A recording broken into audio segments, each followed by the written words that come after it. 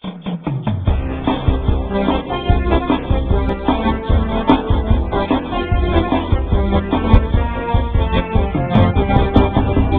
morning, and welcome to our Saturday, July 21st meeting of TV Toastmasters Club 9523.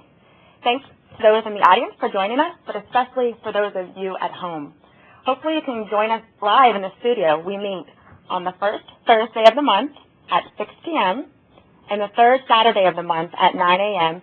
at the Anderson Community Television Station, located at 7850 5 Mile Road. So please, come check us out. We have a great meeting in store for you today. My name is Michelle Lewis. I am the club president, but I'm also serving as Toastmaster today. Great meeting in store. We got 3 speeches from some very experienced speakers. We also have an evaluation portion of our meeting, which will give our speakers feedback to help them improve their speaking skills. So here we go. Let's kick it off. We're going to start off with our word of the day. Rick Davis, please come up here to share the word of the day. Thank you, Michelle.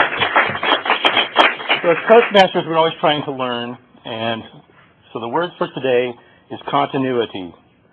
The definitions are uninterrupted connection, succession, or union, uninterrupted duration or continuation, especially without essential change, something that has, exhibits, or provides continuity as a script or scenario in the performing arts, or transitional spoken or musical matter, especially for radio and television programming. We talk about always having to maintain continuity whenever we do the editing of the show. The story or the dialogue of a comic strip. And 2 examples. The Toastmaster's career was a continuity, starting with Sergeant-at-Arms and culminating with President. And there's a problem with the Toastmaster meeting's continuity. Madam Toastmaster. Thank you, Rick. I'll leave it up here so that people can see it. Well, I expect we'll have continuity today during our meeting.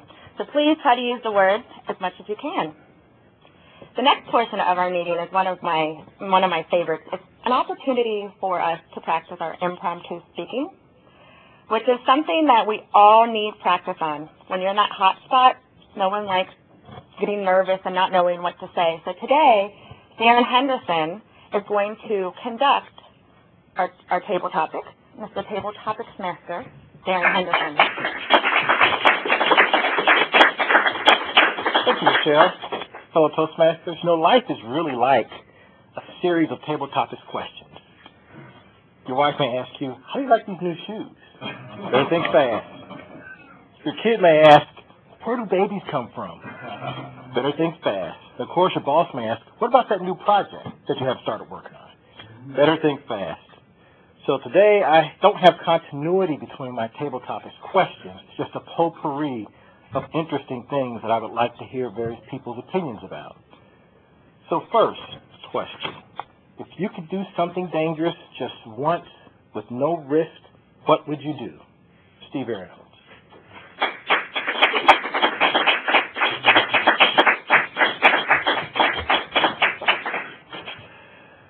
Thank you, Mr. Tabletopics Master.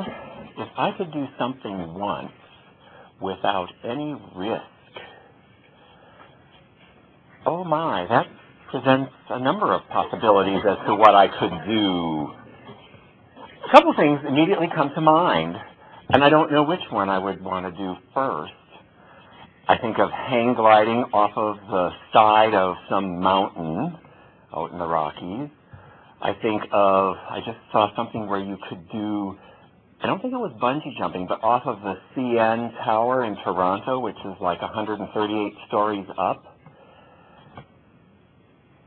Skydiving is something I know people do, but I haven't been able to bring myself to do it. So I would probably put that in that collection of activities that I might do with no risk.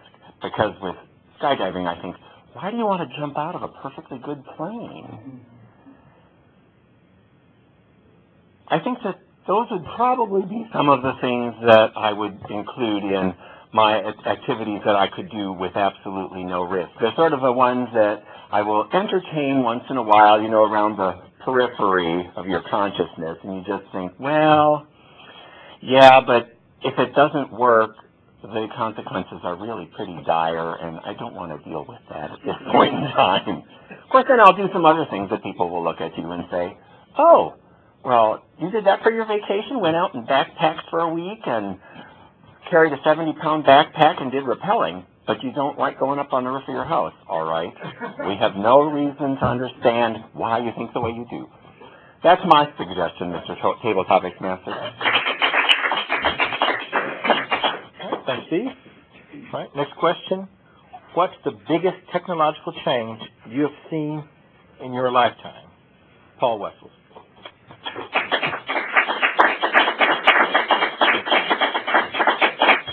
Thanks, Darren. The biggest technological change I've seen in my lifetime, there's a couple of things. When I was young, we never had cable television. That was one thing I always tell my kids, boy, they've got 150 channels, and back when I was young, we had 3 channels, mainly, maybe 4 that you had to choose from, which presents a lot of different options nowadays that you didn't have when I was a kid.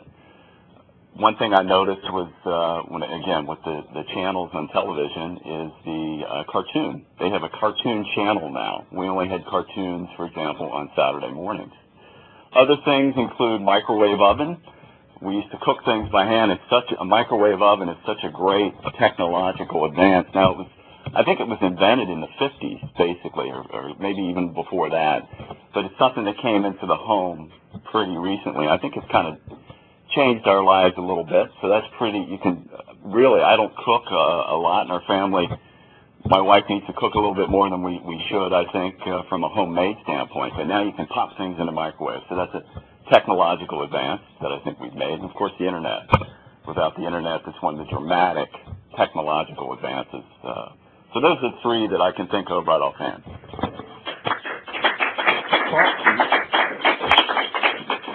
At the Columbus Museum of Science, there's a Back in Time exhibit, and one of the years, I think, is 1961, so they have a 1961 Volkswagen Beetle. My son saw it, and I asked him what's the biggest difference, and I thought there's any number of things he could have said, but what he said was, wow, there's no TV in that car. From his perspective, every car has a television where you can watch videos, so he was shocked. So how spoiled is my son? All right, next question. Would you rather meet your great-great-grandchildren or your great-great-grandparents? Don.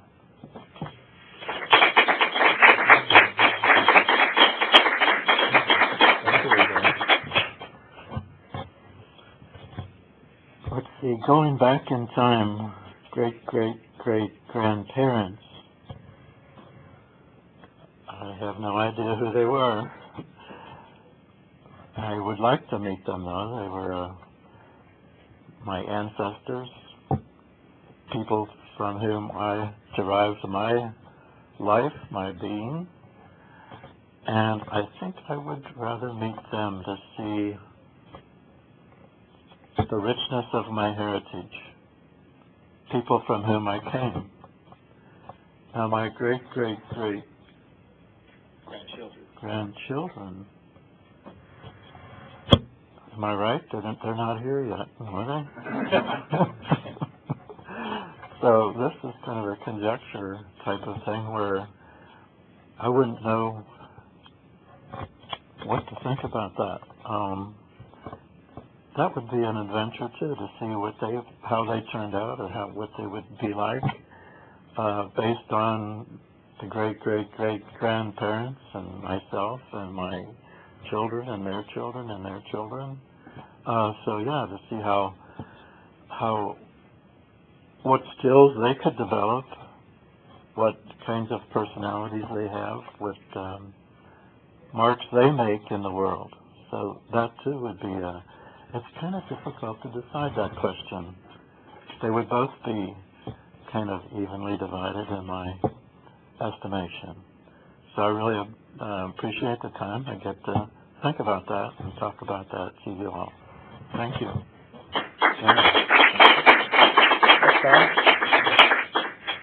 right. Next question. What was the house like that you grew up in? Mary Arms.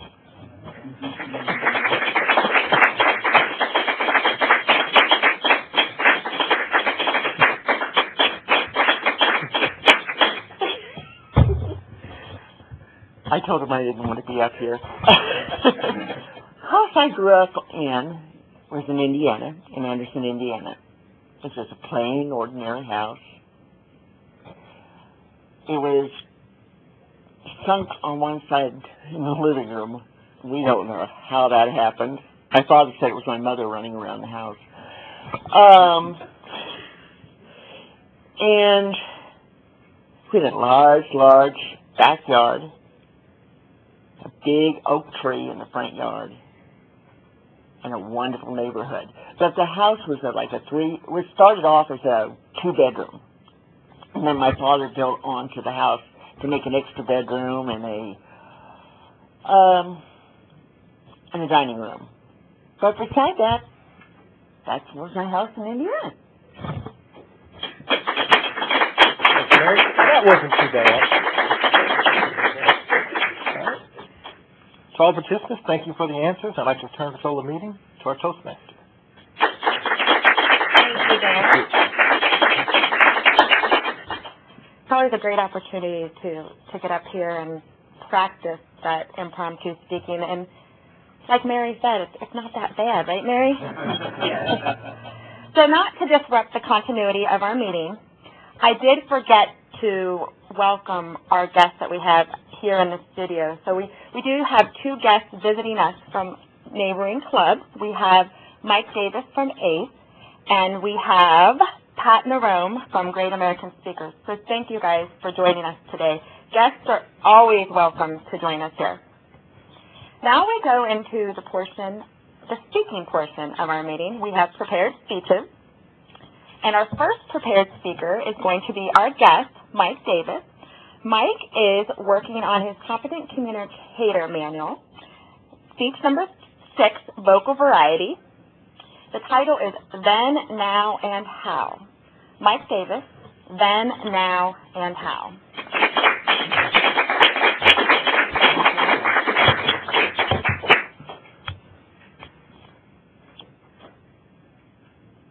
If you had been there that day I met Brennan, he had been speaking on stage, very charismatic young man. He gave a very interesting talk about referral and network marketing. So you might have been as surprised as I was when after the meeting, I introduced myself, told him what I do as a speech coach, and he said, I am so glad to meet you. Why is that? Because I cannot tell you how frustrated I am when I present. Considering the experience I had just seen, I said, really? Tell me more. I thought you did great. He said, Mike, I cannot tell you how frustrating it is for me because I have been trying to sell my CDs, get people to attend my workshops. I can't get them to do it. I'm at my wit's end. Fast forward 8 months. It's a warm August evening. The phone rings. It's Brennan. Mike, I'm so excited. He said, I got the check for $3,500 for the 2 speeches I did. I sold $440 worth of my product, and 3 people came up afterwards and asked me to speak at their organization for a check. What happened? How did he go from being at his wit's end to being excited? Well, Madam Toastmaster, ladies and gentlemen, the answer to that question is a process called Then, Now, and How. What Brennan learned was a world-class speaking tool that can help you use the power of story to not only engage your audience, but to get them to actually take action. Now, you may not aspire to sell products, CDs, or have a service to sell, but aren't you a little bit interested in how Brennan went from that point to being excited? Is there a little bit of curiosity? Good. You're experiencing the power of Then, Now, and How. See, what Brennan learned through our coaching were 3 world-class speaking tools. One was how to open a speech with a bang. How does the typical speech begin? Any ideas? You used a great adjective. Thank you, Rick. But the typical speech starts out, thank you, ladies and gentlemen, members of the committee. Isn't it nice outside? Well, as one of my speech coaches taught me, don't give a weather report. They were just there. Opening with a bang means grabbing your audience, pulling them into your world, and getting them emotionally involved right off the get-go.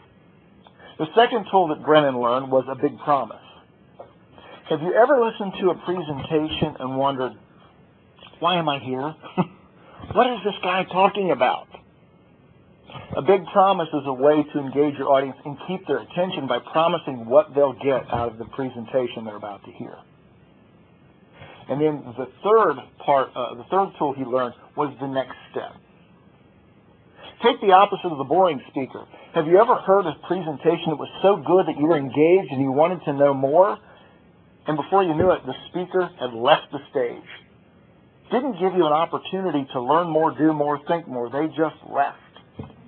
That's almost as frustrating as listening to a boring speaker, isn't it? Because your thirst for knowledge has been kind of prompted, but now you need more and you don't know how to do it. So those are the three tools that Brennan learned.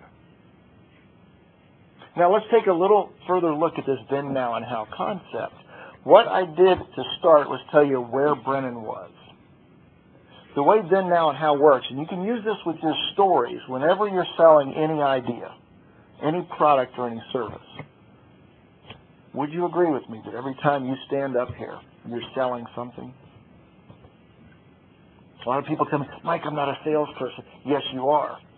Anytime you're outside of your own home, and even in your own home. Paul mentioned earlier something about his wife needing to cook more. I can't wait to hear how that conversation goes when he gets home. You need to do some serious selling now, Paul. But then is the idea of somebody that you met, before they met you, they were in some kind of pain. Where was Brennan when I met him? He was at his wit's end. He was in pain. He wanted to find a way to begin selling his products and services more. So the more painful that person's situation is, the better the story. Now fast forward to now. Where was he? He was excited. He had learned these processes and tools, and he actually had a tangible impact. He sold product, he got a check, and more people wanted him to speak. That's the then, the now, and then the how is the processes that person learned from you. So the order of then, now, and how is very important.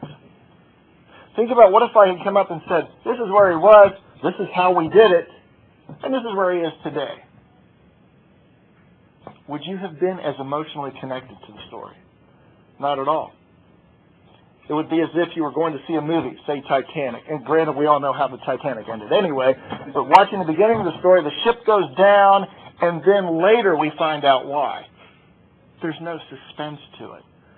So as speakers, storytellers, you can build suspense into how did something happen. So people are saying, what happened? How did you get there? The second part of the then, now, and how is very important. If you're selling an idea or a concept or a service, what is it that caused Brennan to become a better presenter? How did that happen? Somebody tell me. Took action. At any point did I tell you that I did this for Brennan? He learned processes, didn't he? How did you know that it was me that gave him the process? How did I imply it? He called me up. Exactly, Stephen. I also said at one point he was my client. So what you can do is you can sell yourself without selling yourself. The implication is, because I said he was my client and he learned the processes, you're a smart audience. You put it together. Our audiences are pretty smart, much smarter than we often give them credit for. Kind of give them the framework, let them fill in the blank, and you don't have to sit up here and pat yourself on the back. They'll get it. So those are the three things that Brennan learned: then, now, and how. And if you use this tool, you will find that your storytelling impact goes much higher. Your impact as a speaker will go through the roof, and every time you stand up before an audience, you will stand out from the crowd. I'm Toastmaster.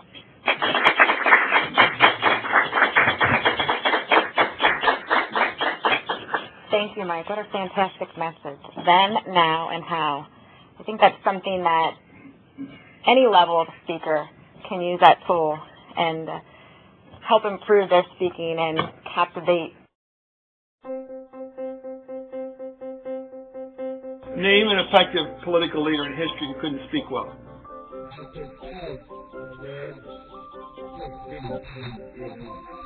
Veronica. Because when it comes to a disease, freedom requires leadership, and leadership requires oratory. You have to speak to be heard. I have a dream. It's all about personal growth and guts. Never give in. Never, never, never.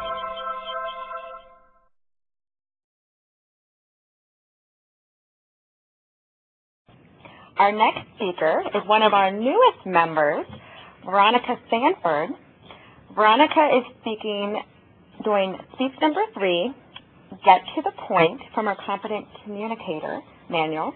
The title of her speech is Angry Victim. Please welcome Veronica Sanford, Angry Victim. Thank you.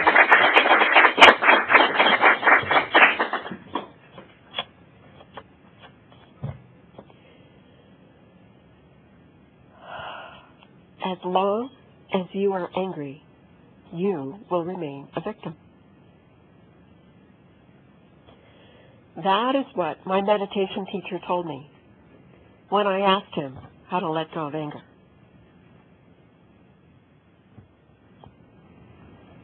Today, I'm going to be talking to you about the emotional significance of anger, others' reactions to anger, and what is the result of anger in a business environment. I pondered that statement for 17 years after my teacher's passing, every day, and how it affected my life. And this is what I've come up with. The underlying cause of anger is hurt and fear.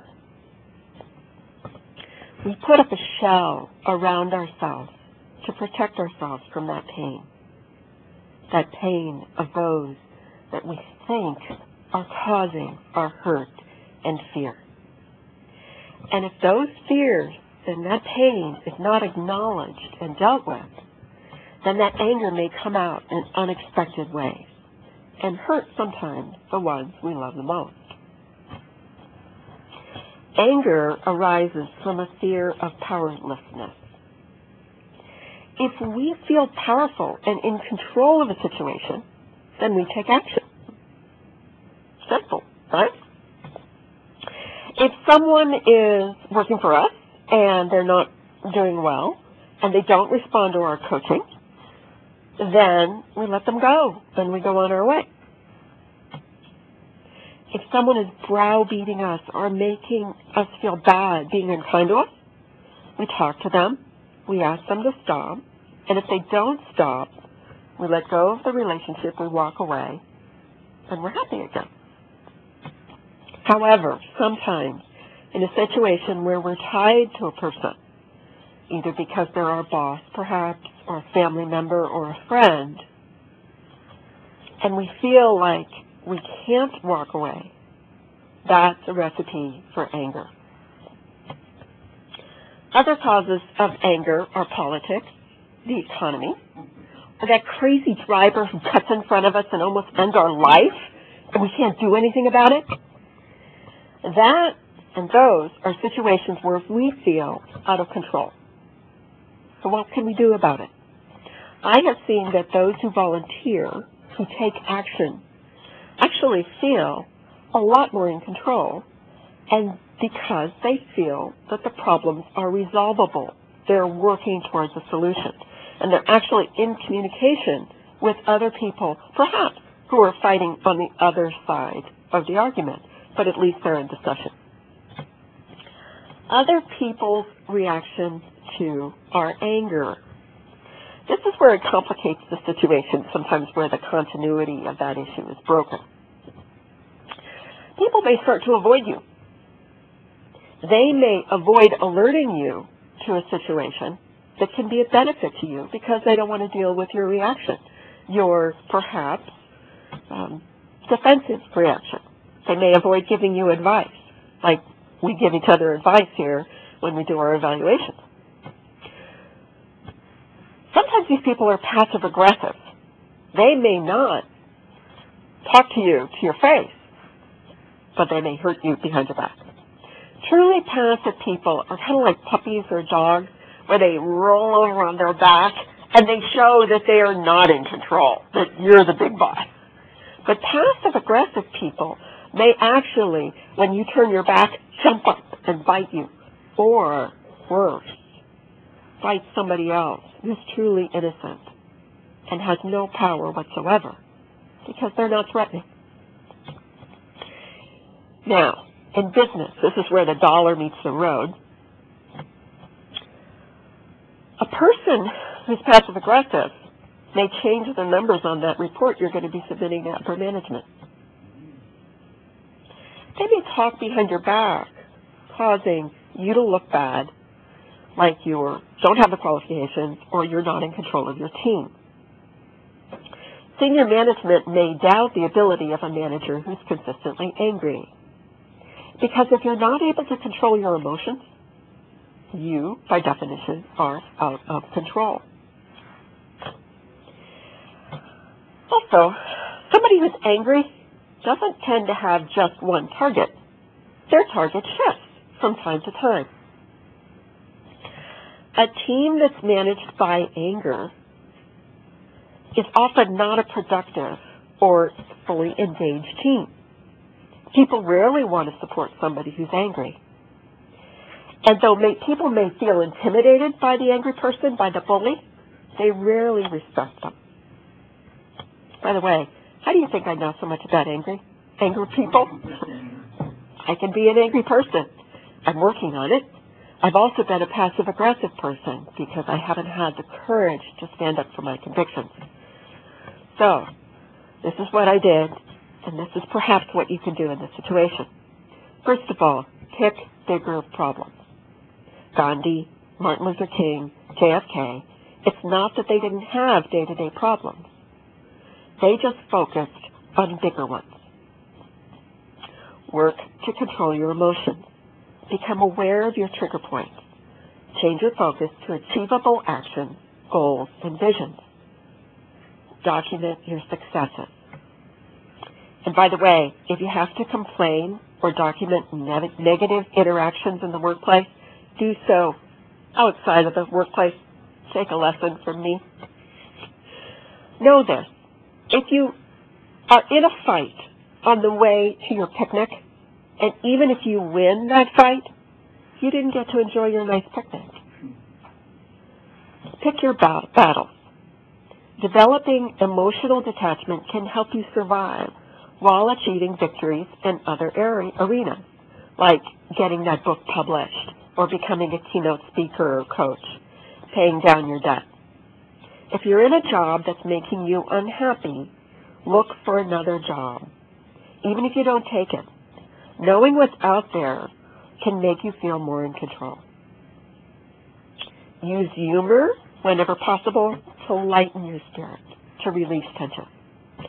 Studies show that people who are lucky, those who are optimistic, have an open mind to good fortune, whereas people who are unlucky, who are angry or pessimistic, tend to shut themselves off to good fortune that's actually coming their way. As long as you are angry, you will remain a victim. Changed my life. Helped me recognize how my anger caused my victimhood and how my victim mentality perpetuated my anger. Thank you, Madam Toastmaster. Thank you, Veronica. In Toastmasters, we have several levels of achievement. So Veronica is an advanced communicator silver and an advanced leader bronze, and she's working towards her DTM, which is Distinguished Toastmaster, the highest level that you can achieve in Toastmasters. So we hope to encourage and help Veronica along the way. What future do you envision for yourself? What dreams do you have? If you want your dreams to come true, you must have confidence in yourself and your abilities. A Toastmasters Club can help you build that confidence.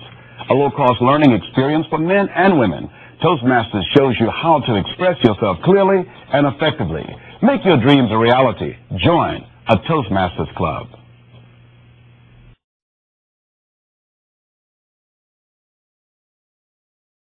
Our third speaker today is Rick Barron. Rick is our public relations chair for the fall conference, and Rick is working on his high performance leadership manual. He's doing a 5 to 7 minute speech, and the title of his speech is Explore a World of Possibilities. Rick Barron, Explore a World of Possibilities. Thank you, Michelle. Come on to your seats. We're going to explore a world of possibilities. As the Public Relations Chair for the 2012 Fall Conference for District 40, my role here today is to share with you my vision for that experience. And to do that, I'm going to take you on a little journey. Not a journey through time and space, but a journey through your mind, through the decision processes that you have used in your life. Think back on the best decision process you've ever experienced. Not the best decision, the best process. Was it sitting down to select a university? Doing all that analysis of institutions and locations and courses of study? Maybe it was making the choice for I do. Spending your life together with a partner. That process is unique for each and every one of us. And that's the exact same thing that we have planned for you for the fall conference. A process that is unique to you, meets you where you are, whether you're analytical or emotional, whether you like fact or you go by intuition, whether you make decisions quickly or you'd like to take your time. Our goal is to meet you in the way that you make your decision process. And to do that, we have to have continuity of the message and continuity of the value equation so that you're not confused. We provide that message in multiple forms of media, whether it's in print, on the internet, using video, or just a simple flyer that somebody hands you to say, here's the registration form for the fall conference. Would you like to join us? Conferences are really a continuity of the Toastmasters experience. Think back on an event that you attended. Maybe it was a wedding, a reunion, some form of special occasion where someone was missing. Someone special was missing. You are that someone special for someone else. You are the one that they are waiting to meet. You are the one that they are waiting to see at the fall conference. We're all here to learn. We're all here to grow. We're all here to excel and to serve one another. At the fall conference, you will learn through the educational sessions that we provide. You will have an opportunity to excel as a contestant in either the humorous speech or the Tabletopics contest. And you will have the opportunity to grow through service, either in volunteering to help or to support in a financial or other means for the fall conference. These conferences do not put on themselves. I'm sure you all understand that. It takes dozens and dozens of dedicated people to make that happen. And I've got a team to help me in my PR role. A team of committed, energetic, enthusiastic people who are coming together to make that experience powerful and important for you. But I'll tell you a little secret. I've got 2 more openings. 2 more openings on my team for 2 people who are interested in serving each and every one of you through that process.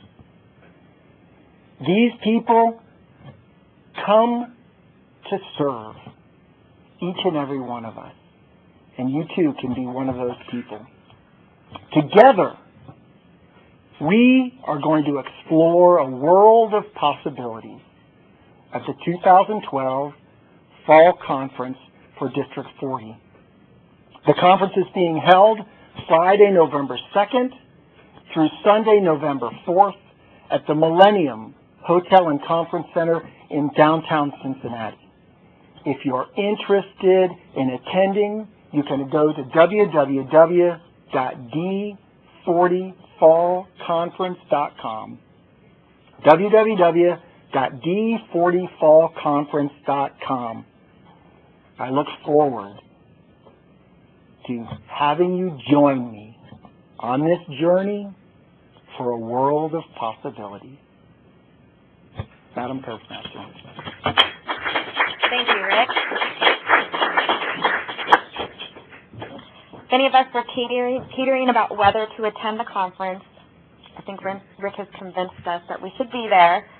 You might as well go ahead and fill out your registration form because he will continue to contact you until you do so. I'd like to begin tonight with a little joke. This guy, this farmer, he says, "Hey, hello, sorry." But seriously, folks. Speaking in public is no joke. Farmer says, doctor says, chicken says. For help, call Toastmasters, the public speaking support group. The chicken.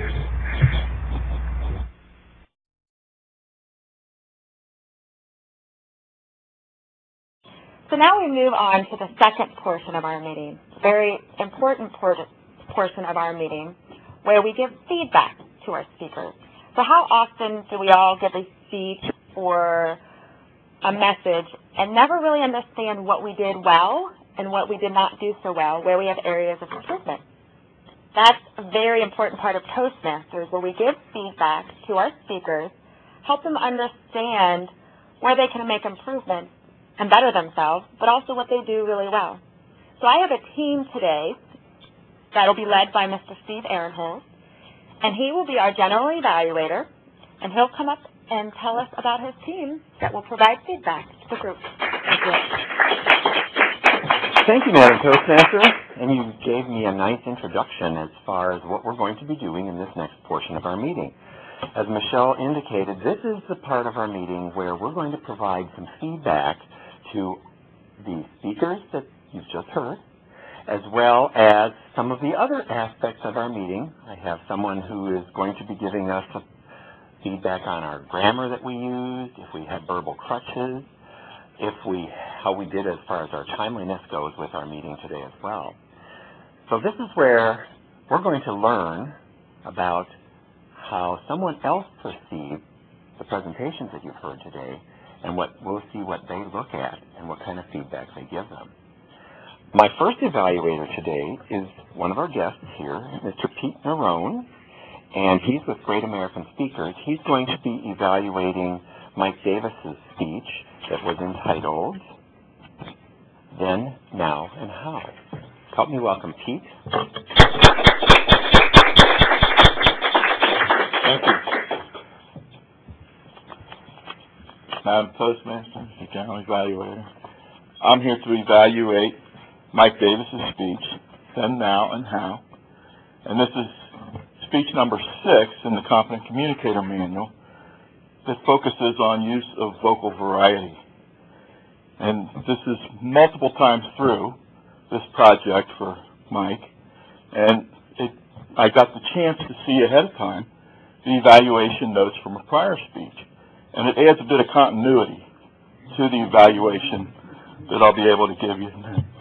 The objectives for this are use voice volume, pitch, rate, and quality to reflect and add meaning and interest to your message. Use pauses to enhance your message, and use vocal variety smoothly and naturally. So some of the positive things that were there that I saw, the volume, it was definitely the inside voice. We're a small, intimate audience today, aside from the television. You focused well on everybody. I think I sat in the back. I could hear everything clearly. The diction and pronunciation was very clear. The pace was good. You didn't ramble right through some things. Pauses, you could have added a little bit of punch, perhaps, at some of the key sentences that precede a pause, and then pause a little bit and look. But that's not very noticeable compared to everything else that was so positive in there. Expressiveness, and this was one of the real strong points of there. Your hands helped represent the image you were trying to create. The phone call from Brendan, right in the introduction, put it up there. I think everybody understood that's a phone call coming in. Okay. You spoke about putting in a framework, 3 qualities, and you used your hands to frame those up at the same time. And so that helped. Other expressiveness, you have a great smile, bright eyes. You made good eye contact across the room, good posture, so there were no distractions taking anybody away from the messages you were relaying to us. Yeah. The body language, again, and the word image, I think are very strong points. It's difficult for me to stand here because I'm nowhere near the quality of a speaker that you are, and point out a couple of things that I might have done a little bit differently. One is to add a little more punch to your key points and then pause. Another one is that I think you tend to use now instead of as a continuation in a sentence. You use it as a starter of your next thought. An example of that would be, you said, now fast forward to now. And we could say, let's fast forward to now, is a little bit different. So that would be one to work on. The last one was that you mentioned 3 key things that went into Brendan's training, but I only heard those one time. And I was listening to hear those 3 things repeated again. And instead, we came upon the point of how you implied that he was your client and you taught him. And I missed the point on that. And I think when you present a list of things, it's good to sum that list up again at the conclusion. Overall, I think it was an excellent speech. I'm proud that I visited and got a chance to evaluate and look forward to hearing you speak again soon. Thank you. Thank you, Steve. Very good evaluation. In fact, part of my role as general evaluator, after you've heard all of our evaluators today, is to provide a little bit of feedback to the evaluators on their evaluation. My next team member who is going to be providing an evaluation for us is Paul Wessels. He is our current VP of Education for TV Toastmasters. He is going to be giving us his evaluation of Veronica Sanford's speech, Angry Victims. Help me welcome Paul. Steve, thank you. I'm going to evaluate Veronica Sanford's speech titled Angry Victim. And this speech comes from Competent Communicator number 3, Get to the Point. And the object of this particular speech is a number of different things. One, to determine purpose, first of all, a general purpose and then a specific purpose. And then look at organization to achieve that particular purpose, a nice beginning, body, and conclusion. Hopefully there's some continuity in between the beginning, body, and conclusion. And then talk with sincerity, conviction, controlled nervousness, minimum use of notes, that sort of thing. Thought it was an excellent speech. It's my kind of speech, a very dense, information-packed speech. With respect to purpose, the general purpose I got out of it is to basically anger, what causes anger, and what to do about it, basically. Specifically, the causes, the reactions, and what happens in a business set with respect to anger. And I thought it was handled excellently. The causes, hurt, fear, how it arises, usually through powerlessness, which is something I learned here. And if you've got control of things, you tend not to be angry, which is a point that I well took. And then basically some sort of reaction to it. You can either take control of it or you can walk away from it. So she's following it very nicely, very logical. And what I liked most about the speech was I liked the pace. She had great pace, and she came up with a nice pause in the beginning, looked at you, gathered some interest, and it wasn't a bang, come here, listen to me. It was a subtle. And she was talking about you're passively aggressive. It was kind of a passively aggressive beginning. So it was a great beginning, I thought. Some of the improvement, again, this is my kind of speech. It was very dense, packed with information. But some may not like that density. It may maybe lighten things up a little bit, take a couple points and expand on those couple points. But I love that. I love the density portion of it. A little bit of looking at notes, but there was so much information, you had to look at notes, I think, at one point.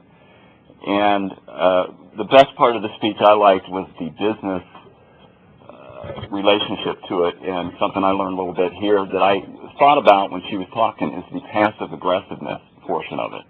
You never know who's passively aggressive to you.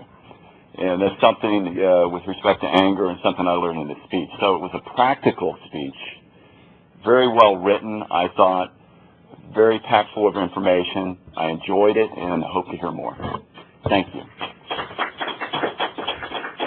Thank you, Paul. Another good evaluation. Our third evaluator today is another one of our guests in the studio with us here, and you've actually heard him speak once today. Mike Davis is with Ace Toastmasters, and he is going to be evaluating Rick Barron's speech entitled Explore a World of Possibilities. Help me welcome Mike.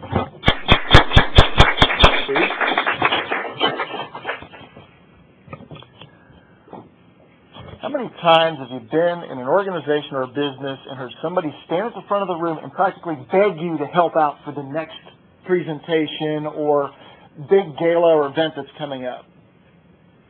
Do you get real committed? Do you get real enthused about that? Rick, this is the best promotion of an event I've ever heard, bar none. Now, as a speech coach and evaluator, I'm always looking for, I want to point out what you do well, but I'm also looking for a lot of things you can do better. I found one. Let me tell you what Rick did extremely well. First of all, he came out and said, hold on. You're about to explore a world of possibilities. Right away, he's got our attention.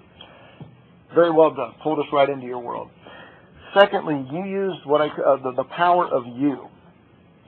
How many presenters have you listened to that stand up and talk about, well, I did this, and I'm going to do this for you, and I want you to do this? As an audience, do you care what I want? Not really. You care what I can do for you. And Rick, you did that masterfully. You talked about how we're going to meet you at your decision-making process. You talked about what you will learn, education. You can use contests. You can grow through service. It was all about us. I was so inspired that I thought, well, Pete, maybe I shouldn't do that program with Phil. No. So I've already participated, but I'm even more sold on why I want to be there this fall. You also use the rule of three very creatively. The rule of three is just using three ideas. There's a continuity and a flow to the rule of when we give examples. Goldilocks and the Three Bears, the Son, the Father, and the Holy Ghost, Curly, Moe, and Larry. Okay, there are all kinds of threes we work with. You use that by saying whether you're analytical or emotional, whether you want facts or go by intuition, or you make quick decisions or you need time. So it was 2, but it was 3 examples of 2. Very well done. You also, I like the way you could have, one thing that's hard to do sometimes when we're speaking is to be creative in presenting an everyday event. You said, you gave us an example of how we make decisions about studying or making our decision for school, or in making the decision to say, I do. Most people say, well, when you got married. I just thought it was a nice little twist, something different that got my attention. And the last thing that you did extremely well, which I loved, is you gave us a next step, which unfortunately I didn't even do in my own presentation today. But you gave us ideas. You said, if you're motivated, do this, and go to our website. Contact me. The one thing that I would like you to do is the exact same suggestion I got from Pete, was to more pauses.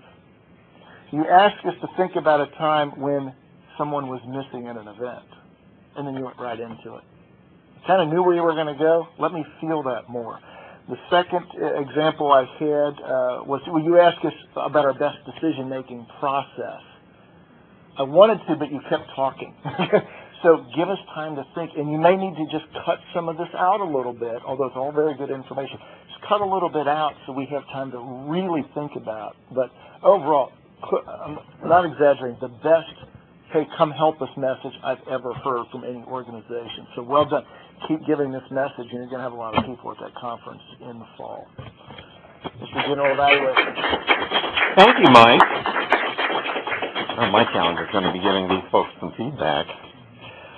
All 3 of today's speakers were to give their speeches within 5 to 7 minutes, and I think that everyone did a really good job. Our table topics, which is our impromptu speaking, is where we try to speak between 1 and 2 minutes, and that's for a speech that is basically right off the cuff. Our evaluators, I think, have between 2 and 3 minutes for their evaluation, and we did a really good job with that as well. And of course, Mary's here trying to keep track of everybody, so that's why she didn't have a time for her table topics, because she was up here rather than timing herself. Rick Davis is our grammarian, counter, and word of the day, and you probably noticed he had to listen pretty closely, because not only do we listen for ahs, which is something that I think is a default crutch that most people are designed to use, at least English speakers, but some of us, like myself, we get rid of the ahs. We just adopt other things that we use as a crutch. We might do restarts, we might use so's or now's, something like that, when really silence would be fine. You'll also notice that he listened as to how and who used the word of the day, which was continuity. Good job, Rick. I know that sometimes it's not easy to find some of these things that we're using as we're trying to stay one step ahead of the counter. For my evaluation team, as far as the prepared speeches, you all did a really good job today. I think in each one of your evaluations, you provided some specific examples of things that you provided feedback to the speakers. You gave us the things that you really liked, as well as some of the things that they could have done better. Mike Davis, you gave us some really good feedback, and I had an there. I thought it was also interesting how you tied together the evaluation that you got with possibly using pauses a little bit better with your evaluation of Rick. And I know pauses are one of those things that you feel, this is taking forever. It really isn't, but you do want to take advantage of the pause to allow people a moment or two to process just what it is that you told them. Good job, Mike. I appreciated that you also covered the objectives of the speech. In fact, all 3 of our evaluators covered the objectives of the speech, which speech manual this was out of, and the overall objective of the speech itself. Paul, on your evaluation of Veronica's speech, you gave her some very good examples too. I thought it was interesting. You talked about the dense speech. I like Veronica's speech too because all three speeches talked to me today, but that one spoke to me in particular. And I thought your comment about adding a little bit of lightness to it. And that's where sometimes I find it interesting because we can actually bring some humor into a fairly serious topic. A little bit of self-deprecating humor to, oh yeah, don't take myself too seriously. Pete, on your evaluation, there you are. Again, another excellent evaluation. You pointed out something that I noticed, and that was at the end of the speech, I was like, okay, there were 3 things here, and somehow I'm coming up with 2 of them, but I don't remember what the third one was. So you provided some specifics for Mike as well. And you talked about the nonverbal aspects of Mike's speech, which I thought were very good. So that is my evaluation as a general evaluator for our meeting. I'm going to hand it back to our Toastmaster. Toastmaster? Thank you, Steve. Steve always keeps the continuity of the general evaluation. So we are getting near the close of our meeting today. I want to thank the guests in our audience. Thank you for those on camera. Nikki has a great staff that helps her with keeping everything behind the scenes. We have Sadie Nickel, we have Victoria King, we have Chris King, and we have Stacy King. So thank you to those. We are at our close. We are running out of time, so I'm going to close quickly. But check us out at tvtoastmasters.com when you have a chance. Thank you.